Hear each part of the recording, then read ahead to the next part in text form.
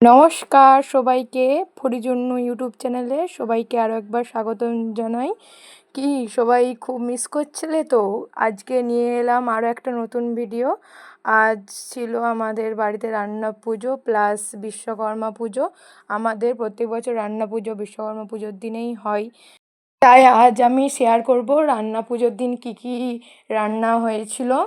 প্রথমেই দিয়ে দিয়েছিল ভাত, পান্তা ভাত, আর তারপরে ছিল আমরা দিয়ে টক ডাল।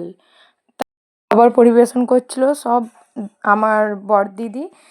করেছিল সজনে শাক ভাজা, আলু ভাজা, পটল ভাজা, করলা ভাজা, কুঁদরি ভাজা, ঢেঁড়স ভাজা, ঝিঙে ভাজা, বেগুন ভাজা, মানে নানা রকমের ভাজাভুজি যা যা আইটেম হয় সেই রকমই হয়েছিল বাড়িতে।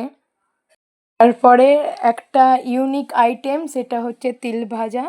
এইটা কাদের কাদের রান্না পুজোতে হয় সবাই কমেন্ট করে জানিও। সবাইকে আরেকবার ধন্যবাদ জানাই আমার চ্যানেলে 500 সাবস্ক্রাইবার করে দেওয়ার জন্য। সবাইকেই ধন্যবাদ। যারা যারা এখনও পর্যন্ত আমার ইউটিউব চ্যানেলে আগের ভিডিও দেখোনি তারা যে চ্যানেলটা ঘুরে আসো, ভালো লাগলে সাবস্ক্রাইব, লাইক, কমেন্ট, শেয়ার করে আসো। আগের বছর বিশ্বকর্মা পুজোতে আমাদের বাড়িতে কি কি হয়েছিল সব ভিডিওই আমি দিয়েছিলাম। দিয়ে চিংড়ি পোস্ত, তারপরে দিয়ে দিল মাছ। শেষে বসে বসে মাছটা খেতে খেতে চলে এলো চালতার চাটনি আর ওলের বড়া। কেমন হয়েছে সবাই জানিও। টাটা।